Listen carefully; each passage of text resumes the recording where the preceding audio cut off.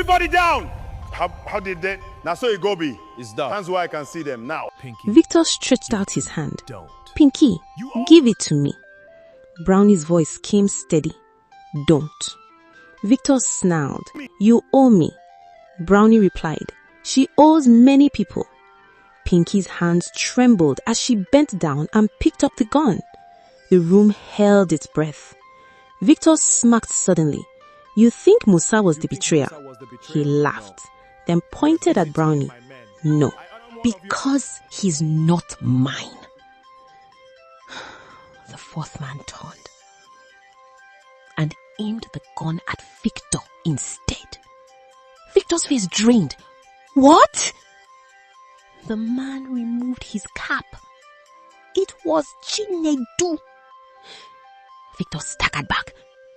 No. Brownie finally looked at him. You keep making the same mistake. Victor whispered. Trusting the wrong people. Brownie nodded. No. Thinking you are the only one who plans ahead. Outside, the front doors exploded open. Police stormed in. Drop your weapons. Victor looked around wildly.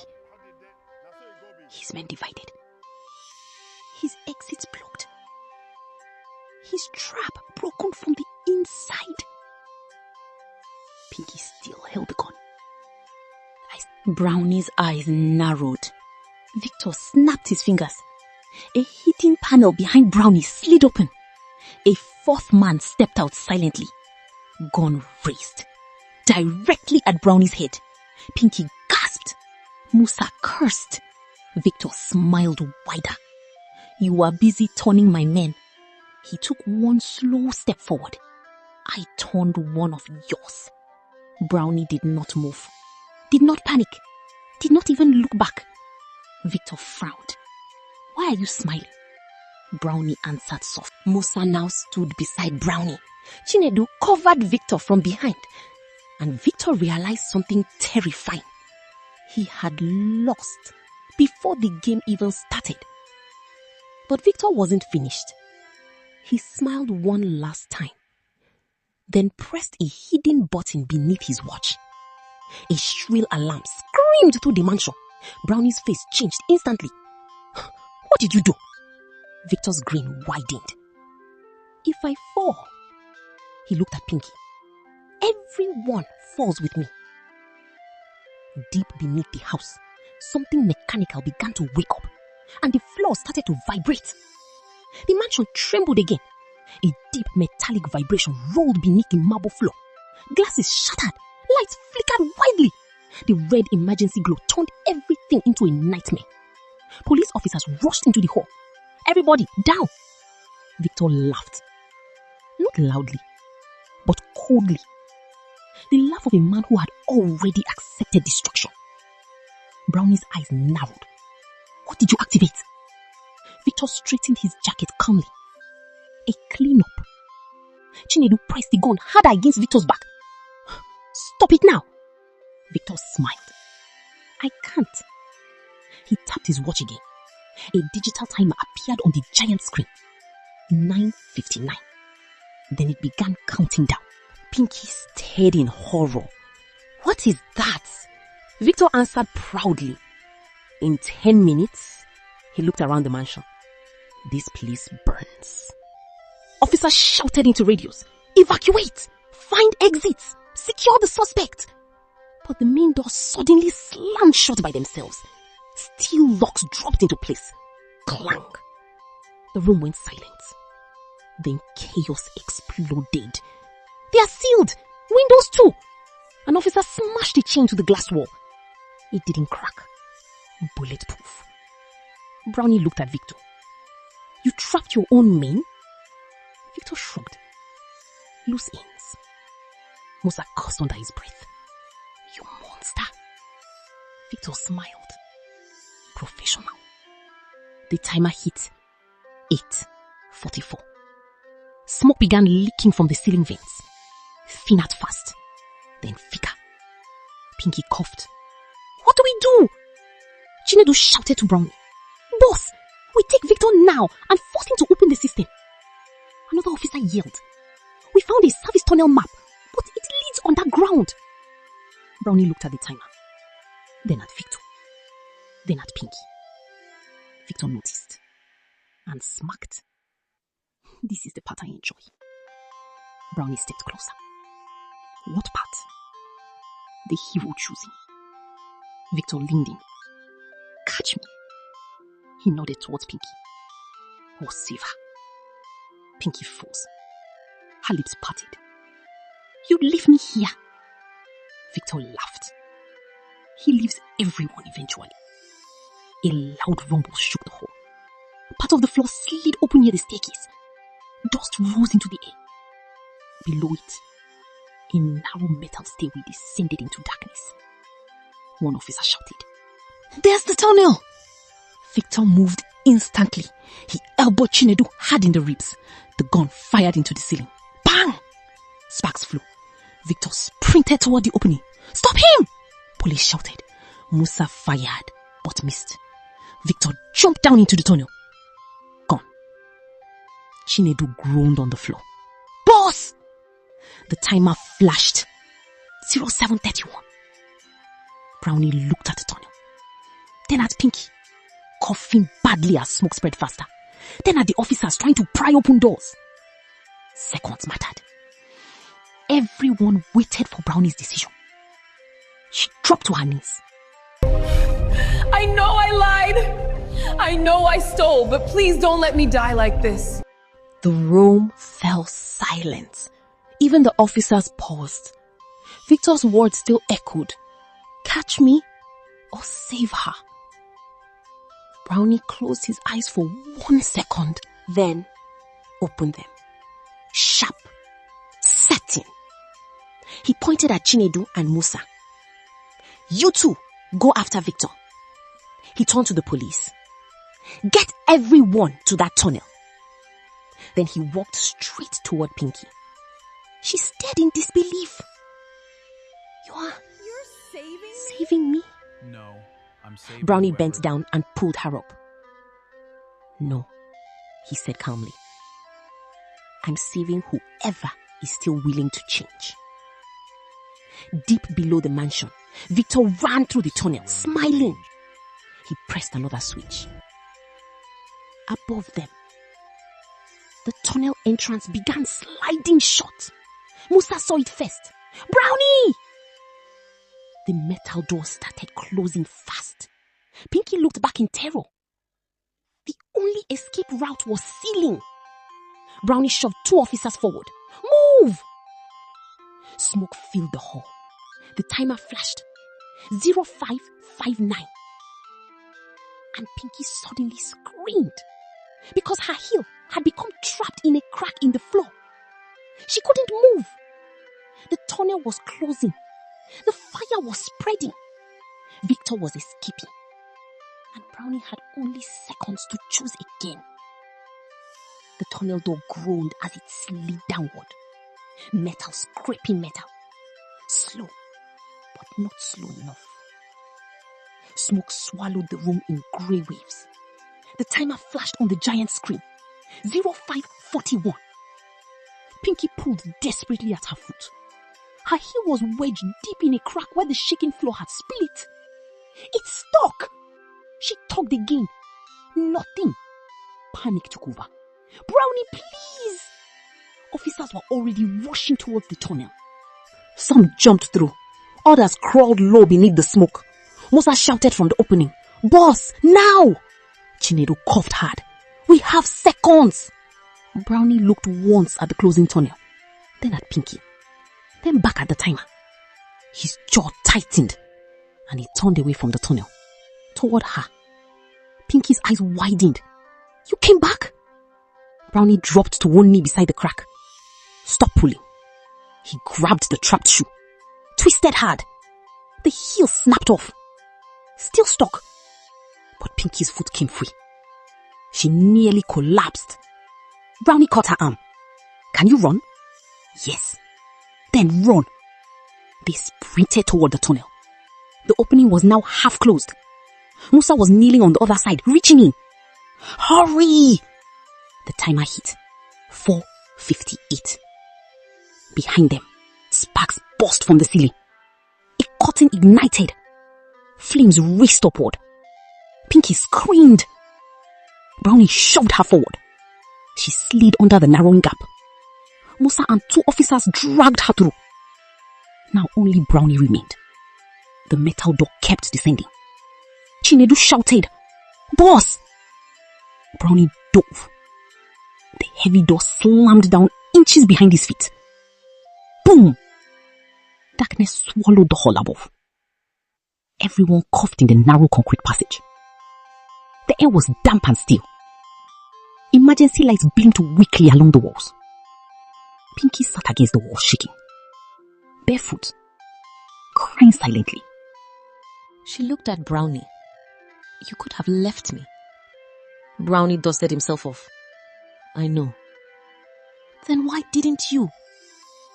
He met her eyes. "Because I refuse to become like Victor." Pinky lowered her head. For the first time, shame hit harder than fear. Far ahead in the tunnel network, Victor entered a hidden steel chamber. Screens lined the walls.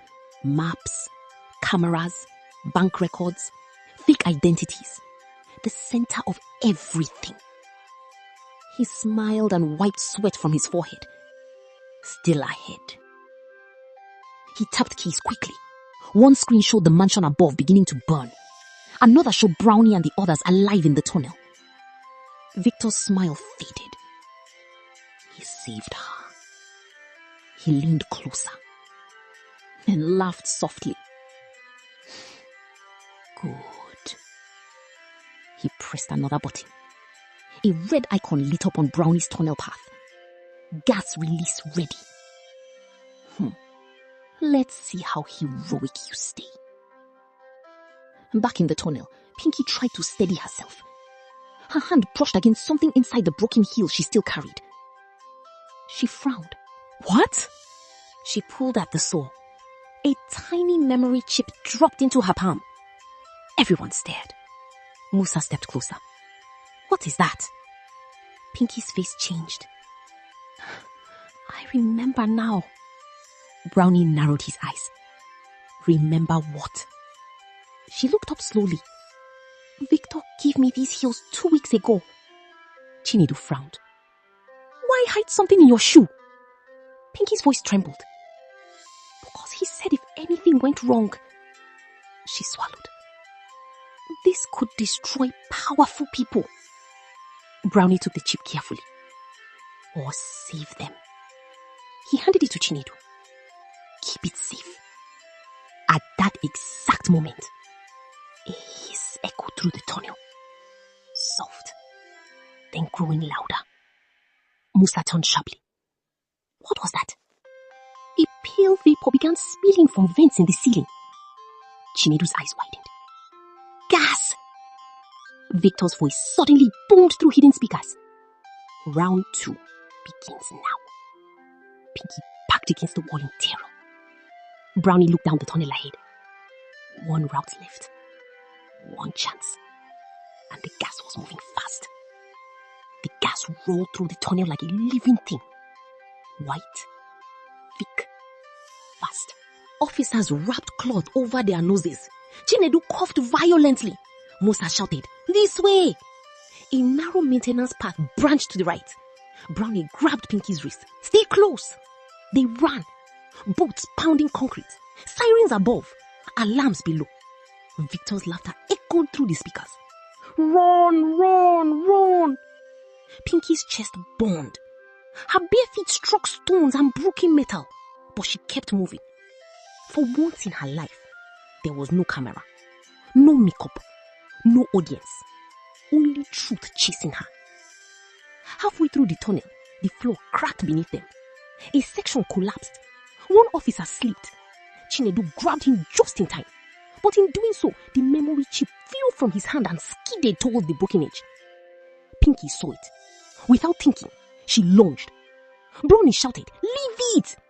but she dived across the floor, catching the chip inches before it fell into darkness. The gas reached them. She coughed hard, eyes watering. Brownie pulled her back. You could have died. Pinky held out the chip with trembling fingers. I've let too many things fall already. Brownie stared at her for 1 second, then nodded. Move! They burst through a steel door into the hidden control room. Screens covered every wall. Fake accounts, donation pages, CCTV feeds, names of politicians, businessmen, celebrities, a giant network of fraud. And in the center stood Victor, smiling, slowly clapping. Impressive. He looked at Pinky. You finally did one honest thing. Pinky stepped forward. No more lies today. Victor laughed. You think exposing me changes anything? He pointed to the screens. I'm one man. Then he spread his arms. This system is everywhere. Brownie replied calmly. Maybe. He held up the memory chip. But systems break when truth gets proof. Victor's smile disappeared. Victor suddenly pulled the hidden pistol. Everyone froze. He aimed at Brownie. Pinky moved first. She stepped in front of Brownie. No! The shot fired. Bang! The room rang with sound. Pinky gasped and fell to her knees. A bullet had grazed her shoulder. Musa and police rushed Victor. He fought wildly, knocking over monitors. Screams. Glass shattered. Then Brownie stepped forward. One punch. Clean. Hard. Victor crashed into the console. The screen sparked. Police pinned him down. Handcuffs clicked shut. For the first time, Victor looked defeated. Chinedu inserted the memory chip into a secure laptop. Files opened instantly. Bank records, secret videos, bribe lists, fake charity operations, offshore accounts. Enough evidence to destroy the entire network. Brownie turned to the nearest live camera, still recording from the room. He faced millions online. This is bigger than one influencer. He looked at Pinky. It starts with lies, then at Victor, and grows when people stay silent. He held up the evidence. Today, silence ends. An ambulance treated Pinky's shoulder outside the burning mansion. Dawn was breaking. The pink light of sunrise touched the sky. She almost laughed at the irony. Brownie approached quietly. You saved lives in there. Pinky looked down. I spent years destroying trust. He nodded. Then spent the next years rebuilding it. Tears filled her eyes. You think people will forgive me? Brownie answered honestly. Some won't. He paused. But forgiveness is not where redemption starts. She looked at him. Where does it start? With truth. 1 year later, the internet had changed. Victor and his network were jailed.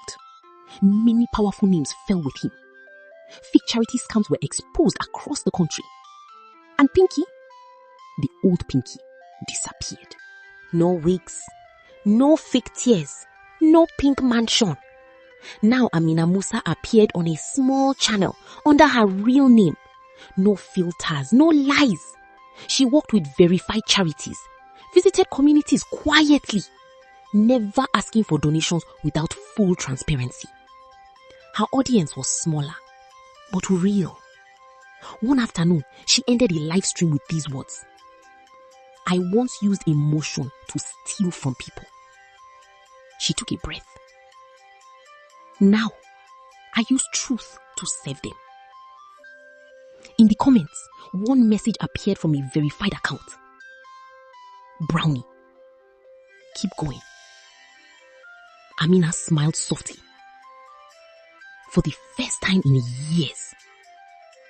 It was genuine. I hope you enjoyed the story. And please subscribe to Tales by MSK for more captivating stories.